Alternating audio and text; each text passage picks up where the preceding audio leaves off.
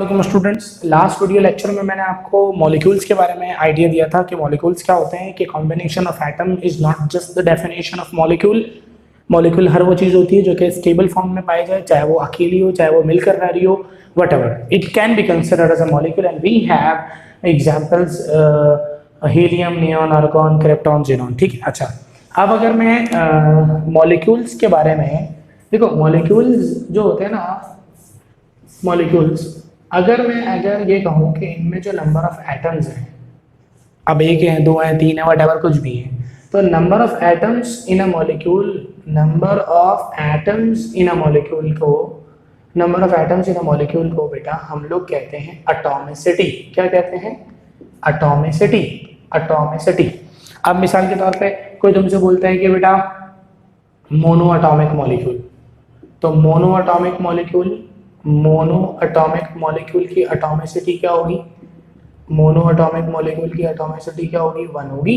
और mono atomic molecule कौन है? हीलियम है, नियॉन है, आर्गॉन है, ज़ीनॉन है, रेडॉन है, all noble gases. Mono atomic molecule कौन कौन है बच्चों? All noble gases, all noble gases, right. अच्छा, इसी तरह अगर मैं आपसे कहूँ कि मेरे पास डायटोमिक मॉलिक्यूल, तो बेटा डायटोमिक मॉलिक्यूल का मतलब उनकी एटॉमिसिटी क्या होगी? डायटोमिक मॉलिक्यूल का मतलब उनकी एटॉमिसिटी क्या होगी बच्चों? उनकी एटॉमिसिटी 2 होगी। उनकी एटॉमिसिटी क्या होगी बेटा? 2 होगी। डायटोमिक मॉलिक्यूल की एटॉमिसिटी 2 होगी। मिसाल के तौर पे डायटोमिक मॉलिक्यूल में मेरे पास कौन है? Cl2, मेरे पास कौन है? Br2, मेरे पास कौन है? I2, मेरे पास कौन है? F2 और H2 और N2 और O2, ये सब के सब कौन है? इसी तरह F2, N2, Cl2, Br2, I2, H2, N2, ये सब कौन है? डायटोमिक मॉलिक्यूल है। इनके एटॉमिसिटी इसी तरह triatomic, tetraatomic, triatomic molecule, triatomic molecule की एग्जांपल मेरे पास कौन है पता है? ट्राइएटॉमिक मॉलिक्यूल की जिसमें 3 एटम्स होते हैं, जैसे CO2 ट्राइएटॉमिक है, सही है। CS2 ट्राइएटॉमिक है, देखो दो ऑक्सीजन और एक कार्बन, दो सल्फर और एक कार्बन। इस तरह O3 ओजोन ट्राइएटॉमिक मॉलिक्यूल है। इसी तरह टेट्राएटॉमिक मॉलिक्यूल की बात करें, टेट्रा एटॉमिक मॉलिक्यूल की, तो बेटा टेट्राएटॉमिक मॉलिक्यूल की अगर हम बात करेंगे तो टेट्राएटॉमिक मॉलिक्यूल में हमारे पास कौन हो जाएंगे? Phosphorus P4। इसी तरह ऐसा मॉलिक्यूल जिसमें है जैसे SO3 सल्फर ट्राइऑक्साइड, इसमें आ जाएगा SO2 सल्फर ट्राइऑक्साइड, तो टेट्राएटॉमिक हो जाएगा। ठीक है, तो भाई पेंटाटॉमिक, ऑक्टाटॉमिक होता है S8, सही। तो भाई ये मॉलिक्यूल होता है, मॉलिक्यूल की डेफिनेशन आपको बता दी। अच्छा, और यूजुअली लिक्विड और गैसियस स्टेट में होते हैं, ये बात भी मैंने आपको बता दी। अच्छा, एक तो चीज़ ये हो गई, ठीक है बच्चों। अब मॉलिक्यूल है ना आपके पास, अगर मैं आपको कहूँ कि आप मॉलिक्यूल के मास को एक्सप्रेस करें, अगर मैं आपसे कहूँ कि ये मॉलिक्यूल है और आप मॉलिक्यूल के मास को क्या करें? एक्सप्रेस करें, तो बेटा मॉलिक्यूल जो होता है सही है, उसके मास को एक्सप्रेस करने के लिए हम क्या कहते हैं? मॉलिक्यूलर मास, सही है। अच्छा, मॉलिक्यूल के मास को कैसे एक्सप्रेस करते हैं? मॉलिक्यूलर मास से। इसी तरह एटम होता है ना, एटम के मास को एक्सप्रेस करने के लिए हम लोग क्या लेते हैं? Atomic mass. क्या लेते हैं? एटॉमिक मास, सही। अच्छा, अब फर्क है दोनों चीजों में, ये मॉलिक्यूल है, ये एटम है, सही। अच्छा, molecular mass, combination of atom molecule होते हैं, सिंगल एटम भी मॉलिक्यूल होते हैं, व्हाटएवर। अच्छा, मिसाल के तौर पे मैंने कहा कि H2, ठीक है, हाइड्रोजन के 2 एटम। अच्छा, यहाँ पे एटॉमिक मास में मैं क्या कह रहा हूँ? मिसाल के तौर पे मैंने कहा कार्बन, ठीक है। इसी तरह मैं कह रहा हूँ सोडियम, इसी तरह मैं कह रहा हूँ मैग्नीशियम, ठीक। यहाँ पे मैं कह रहा हूँ H2, O2, N2, CO2, CH4, इस तरह मैं कह रहा हूँ, ठीक है। ये सारे मॉलिक्यूल्स हैं, ये सारे एटम्स हैं। कार्बन के एटम का मास आपको थोड़ी देर पहले मैंने मास नंबर बताया था, कितना बताया था? 12। इसके एटम का मास भी क्या होता है? 12। अच्छा, एटॉमिक मास का यूनिट पता है क्या होता है? एटॉमिक मास का यूनिट होता है AMU, एटॉमिक मास यूनिट। तो कार्बन के एटम के मास के आगे क्या लिखूंगा? 12 AMU। सोडियम के एटॉमिक मास के आगे क्या लिखूंगा? 23 AMU। मैग्नीशियम के एटॉमिक मास के क्या लिखूंगा? 24 AMU। सही। एटम के मास को एटॉमिक मास, और उसका यूनिट क्या होता है एटॉमिक मास का? AMU। मॉलिक्यूल के मास को मॉलिक्यूलर मास, और उसका यूनिट क्या होता है बेटा? उसका यूनिट क्या होता है?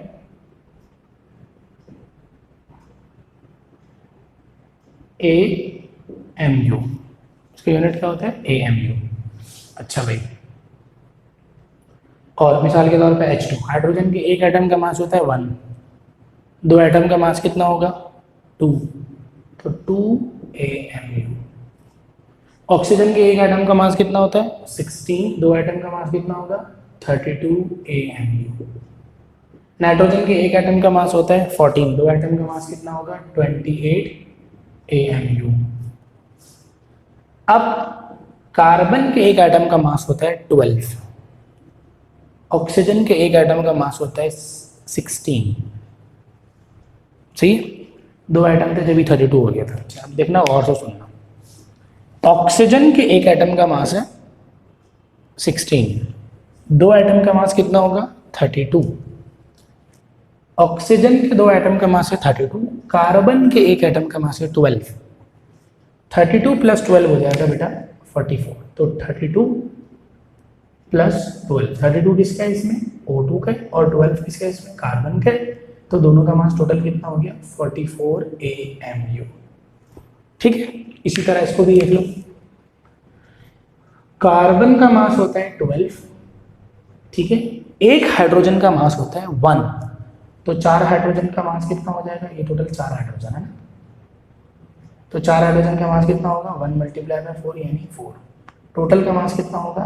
4 + 12 कितना होगा? 16 AMU।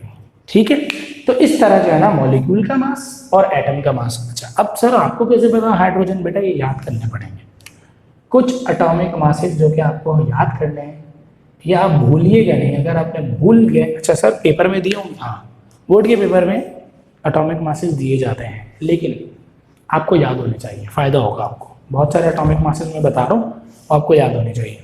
मिसाल के तौर पे मेरे पास कौन है? हाइड्रोजन है, इसका एटॉमिक मास होता है 1 AMU। सही है। इसी तरह मेरे पास सोडियम है, इसका एटॉमिक मास होता है 23 AMU। इस तरह मेरे पास है मैग्नीशियम है, इसका एटॉमिक मास होता है 24 AMU। इसी तरह मेरे पास है एल्यूमिनियम, इसका एटॉमिक मास होता है 27 AMU। इसी तरह मेरे पास है ऑक्सीजन, इसका एटॉमिक मास होता है 16 AMU। इसी तरह मेरे पास है नाइट्रोजन, इसका एटॉमिक मास होता है 14 AMU। इसी तरह मेरे पास है नाइट्रोजन के बाद मेरे पास है सल्फर, इसका एटॉमिक मास होता है 32 AMU। इसी तरह मेरे पास एटॉमिक मास होता है कार्बन का, इसका होता है 12 AMU। सही है। इसी तरह हमारे पास एक एलिमेंट है जो है वो पोटेशियम, इसका एटॉमिक मास होता है 39 AMU। इस तरह मेरे पास क्लोरीन है, इसका एटॉमिक मास होता है 35.5 AMU। ठीक है। इसी तरह मेरे पास एक एलिमेंट है फ्लोरीन, इसका एटॉमिक मास होता है 19 AMU। इसी तरह मेरे पास हीलियम है, इसका एटॉमिक मास होता है 2 AMU। इसी तरह मेरे पास इसी तरह नियॉन है, इसका एटॉमिक मास होता है 20 AMU।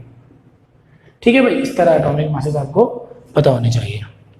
ठीक है, और इन्हीं की मदद से आप फिर पूरे सबके एटॉमिक मास निकाल सकते हैं, मॉलिक्यूलर मास निकाल सकते हैं। ठीक है, इसी तरह यहाँ से कहूँ कि मेरे पास एक मॉलिक्यूल है, उसका नाम है C2H6, इसका नाम है ईथेन। मॉलिक्यूलर मास कितना होगा? कार्बन के एक एटम का मास कितना होता है? 12, दो एटम का मास कितना होगा? 24, हाइड्रोजन के एक एटम का मास कितना होता है? 1, 6 एटम का मास कितना होगा? 6, तो 24 और प्लस 6 टोटल कितना हो जाएगा? 30 AMU। ठीक, इस तरह मॉलिक्यूलर मास निकालना है। तो मॉलिक्यूल हो गया, एटम हो गया, दोनों के मासेस मैंने आपको निकालना सिखा दिए। एक चीज़ ये हो गई। अच्छा, अब हम एक छोटी सी बात और भी कर लेते हैं। एक चीज होती है compound.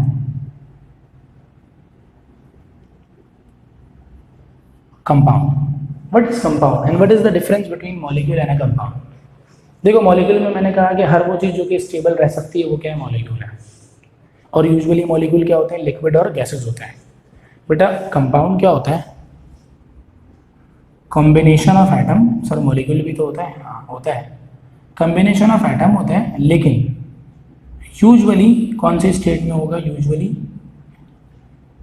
Is in solid state. कौन सी स्टेट में होगा, सॉलिड स्टेट में होगा। बहुत मशहूर मशहूर कंपाउंड है जो आपको पता होना चाहिए, सॉलिड स्टेट में पाए जाते हैं।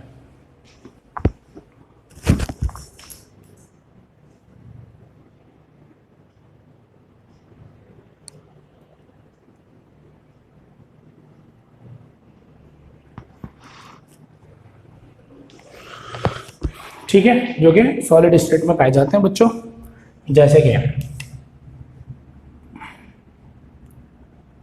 NaCl, MgCl2, CaCl2, CaCO3, NaNO3, KNO3, इसी तरह MgOH2, CaOH2, Na2CO3, NaHCO3, NaOH, ये सबके सब सॉलिड स्टेट में पाए जाते हैं। ये सबके सबके कॉम्बिनेशन ऑफ एटम्स है और कंपाउंड है।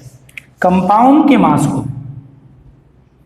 हम क्या कहते हैं, फॉर्मूला मास। क्या कहते हैं, फॉर्मूला मास। बहुत तो जो सॉलिड स्टेट में है, कॉम्बिनेशन ऑफ एटम है, उनके मास को फॉर्मूला मास। जो कि कॉम्बिनेशन ऑफ एटम है लेकिन लिक्विड और गैसियस स्टेट में है, उनके मास को मॉलिक्यूलर मास को क्या, वो मॉलिक्यूल है। और जो अकेला है वो एटॉमिक मास। ठीक है, अच्छा अब मिसाल के तौर पे मेरे पास आ गया NaCl का। अब देखो सोडियम का क्या मास बताया हुआ है, 23। क्लोरीन का क्या बताया हुआ है, 35.5। 23 प्लस 35.5, इसका मॉलिक्यूलर मास होगा 58.5। सही है, अच्छा। कैल्शियम एटम है, कैल्शियम के एटम का मास लिख लो 40 AMU। चलो भाई, बहुत इंपॉर्टेंट बात बता रहा हूँ। मिसाल के तौर पे मैंने लिखा CaCO3। चलो भाई बताओ, चलो कैल्शियम का कितना होता है 40, कार्बन का कितना होता है 12, ऑक्सीजन का एक का होता है 16, तीन का कितना होगा, मल्टीप्लाई कर देंगे, सबके मास ऐड करो, बन जाएगा 100 AMU। तो कंपाउंड के मास को क्या कहते हैं, ये अब it is a formula mass, it is also a formula mass. तो फॉर्मूला मास होता है कंपाउंड का। तो मैंने आपको तीनों डिफरेंस बता दिए, एटम के मास को, मॉलिक्यूल के मास को और कंपाउंड। अच्छा एक चीज़ याद रखना, यूनिट क्या होता है, एटॉमिक मास का यूनिट AMU, फार्मूला मास का यूनिट AMU। फार्मूला मास का भी यूनिट क्या होगा बेटा, फार्मूला मास का भी यूनिट क्या होगा AMU। फार्मूला मास का भी यूनिट क्या होगा AMU होगा। ठीक है, अच्छा एक चीज़ ज़रूर ध्यान में रखना कि ये जो AMU है ना, ये हमारी ज़िंदगी में नहीं चलता क्योंकि बहुत छोटा यूनिट होता है। देख लो वैसे भी आइडिया हो जाएगा। 1 AMU पता है किसके बराबर होता है, 1.67 एक्सपोनेंट माइनस 27 kg के, ये वैल्यू होती है, ये होती है 1.67 एक्सपोनेंट माइनस 27 kg के, ये होता है 1 AMU। ठीक है, ये चीज़ जरूर ध्यान में रखना, ये MCQ में पूछी जा सकती है बात। अच्छा अब मैं जो टॉपिक स्टार्ट करने जा रहा हूँ वो है मोल्स। ठीक है, वो थोड़ा सा मतलब मुश्किल नहीं है, आसान टॉपिक है, लेकिन उससे रिलेटेड बोर्ड के पेपर में भी सवाल आते हैं और बड़ा मतलब बहुत फायदेमंद टॉपिक है। पूरी केमिस्ट्री की बुनियाद उन मोल्स के टॉपिक पर है। अगर किसी बच्चे ने मोल्स को नहीं समझा तो उसको केमिस्ट्री समझ में नहीं आएगी। ठीक है,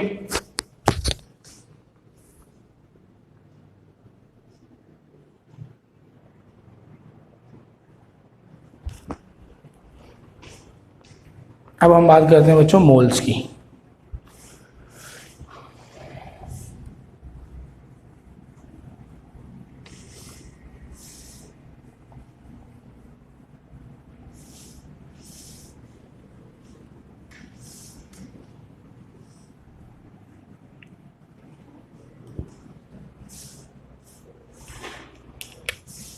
अब हमारा जो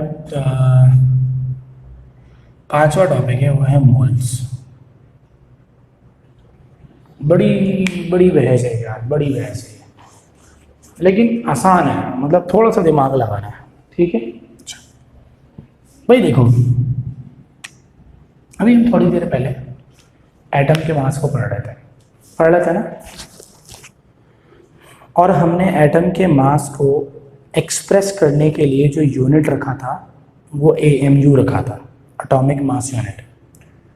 और मैंने आपको जब AMU की कन्वर्जन kg में दिखाई है तो वो बहुत छोटा यूनिट आ रहा है, मतलब वो छोटी वैल्यू आ रही है, ठीक है। तो साइंटिस्ट जब एटम के मास को AMU में एक्सप्रेस कर रहे हैं तो AMU बहुत छोटा यूनिट है, तो साइंटिस्ट बोल रहे हैं कि यार अगर किसी इंसानी जहन को ये मास समझाना पड़ जाए तो हमारे लिए मुश्किलात हो जाएंगी, ठीक है।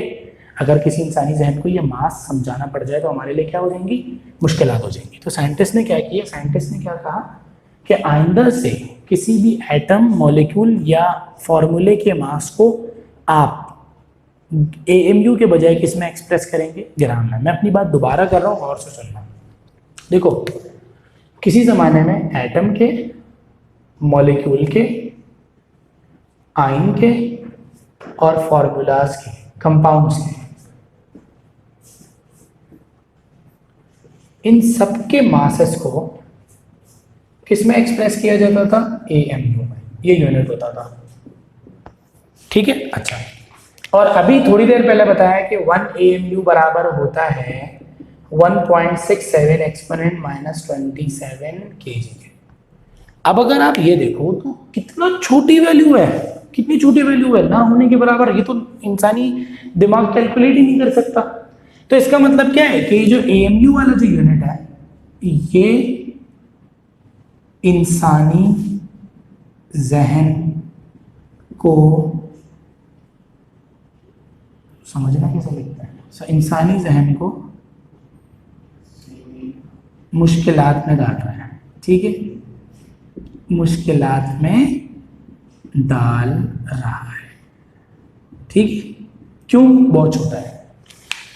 तो अब साइंटिस्ट ने क्या किया, अच्छा साइंटिस्ट कह रहे हैं कि यार अगर ये यूनिट चला के रखा तो आइंदा आने वाली नस्लें केमिस्ट्री तो वैसे ही भागते हैं लोग और नहीं पढ़ेंगे, और जब नहीं पढ़ेंगे तो खर्चा पानी नहीं आएगा। भाई बच्चे पढ़ेंगे तो खर्चा पानी आएगा ना।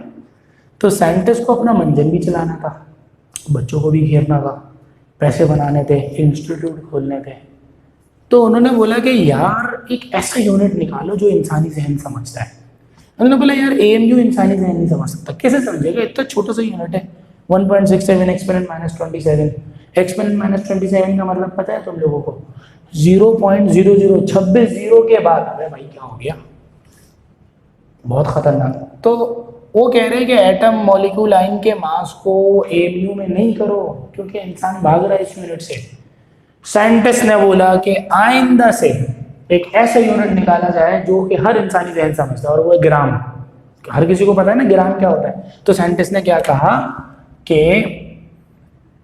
Mass of particles, mass of particles, particles का मतलब एटम्स, आयंस, मॉलिक्यूल्स, आइंदा से किसी भी पार्टिकल के मास को किस में आप एक्सप्रेस करेंगे, एक्सप्रेस्ड इन ग्राम्स।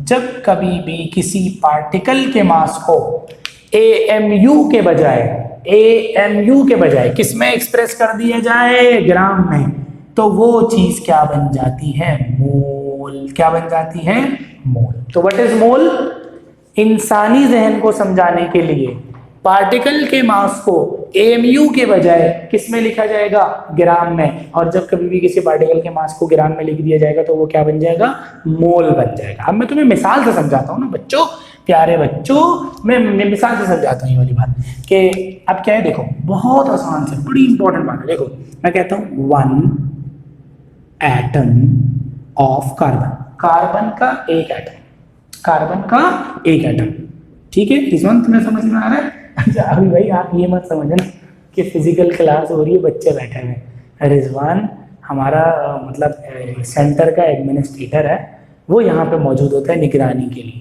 अब आपको ये हुड़क लग जाएगी कि सर रिजवान का बार बार नाम ले रहे हैं, मतलब सर बच्चों को बिठा के पढ़ा रहे हैं, हमें ऑनलाइन पढ़ा रहे हैं। ऐसा नहीं है बेटा, सब ऑनलाइन ही हो रहा है। वो एडमिनिस्ट्रेटर है, वो मौजूद है, वो भी केमिस्ट्री सीख रहा है हमारे साथ बैठ के।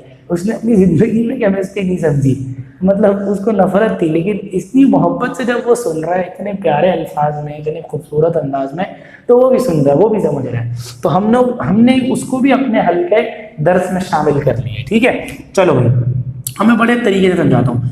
जब मैं बात करता हूँ वन एटम ऑफ कार्बन, तो पता है कार्बन के एक एटम का मास क्या होता है? 12 AMU। अभी बताया था एटम के मास का किस में एक्सप्रेस करते थे? AMU में। बहुत आसान। अब तुम क्या करो, यानी मैं इस बात को ऐसे भी लिख सकता हूँ, और I can write this 12 AMU of carbon is equals to 1 atom of carbon. Carbon के मास को मैं AMU में लिख रहा हूँ, तो इसका मतलब कितने एटम है? एक। अब बताओ, अगर मैं मास को AMU के बजाय किस में लिख दूं? ग्राम में, तो वो चीज़ क्या बन जाएगी? मोल। अब सुनना, मैं लिखता हूँ 12 AMU of carbon, 1 atom of carbon है। अब मैं लिखता हूँ 12 ग्राम ऑफ कार्बन, तो अब ये हो जाएगा 1 मोल ऑफ कार्बन। इतना सा फर्क है। मोल कब आ रहा है? जब तुम उस AMU को हटा के किसी लिख लो? ग्राम में। अच्छा, अब एक और एग्जांपल देखो, बड़ी बड़ी एग्जांपल है। मैं तुमसे कहता हूँ पानी का मास, पानी एक मॉलिक्यूल है, राइट? पानी एक मॉलिक्यूल है और उसका फार्मूला क्या होता है? H2O। ऑक्सीजन का मास होता है 16, हाइड्रोजन का मास होता है 1। 2 हाइड्रोजन का मास कितना होगा? 2। ऑक्सीजन का मास कितना होगा? 16। तो 16 और 2 कितना होगा? 18। अब मैं लिखता हूँ 18 AMU ऑफ H2O। ये है 1 मॉलिक्यूल ऑफ H2O। अच्छा, अब कोई बच्चा बोलेगा सर इसमें तो आपने एटम लिखा था, अभी तो कार्बन एक एटम है ना, ये पूरा क्या है? कॉम्बिनेशन ऑफ एटम है, तो क्या बन गया? मॉलिक्यूल। 18 AMU ऑफ H2O क्या है? 1 मॉलिक्यूल ऑफ H2O। जल्दी से बताओ, अगर मैं लिख दूं 18 ग्राम ऑफ H2O, तो ये 1 मॉलिक्यूल के बजाय क्या बन जाएगा? 1 मोल ऑफ H2O। तो आइंदा से किसी भी चीज़ के मास को अगर आप ग्राम में लिखते हैं तो वो क्या बन जाएगा? मोल। अच्छा, अब देखो ये मोल है ना, मोल के मास को क्या कहेंगे? Molar mass. क्या कहेंगे? Molar mass. तो this is atomic mass of carbon. This is atomic mass of carbon. This is कौन सा mass of carbon? Atomic mass of carbon. और ये चूंकि मोल बन चुका है, तो this is known as molar mass of carbon. Mole का मास क्या होगा? Molar mass. एटम का मास क्या होगा? Atomic mass. चलो ये क्या है? मॉलिक्यूलर मास ऑफ H2O, क्योंकि मॉलिक्यूल है ना, AMU में लिख रहा हूं, तो मॉलिक्यूलर मास ऑफ H2O। अब ये चीज जब मोल बन गई तो इसका नाम ये क्या हो जाएगा? ये क्या हो जाएगा? Molar mass of H2O। ठीक है भाई, मोलर मास ऑफ H2O। ये क्या बन गया?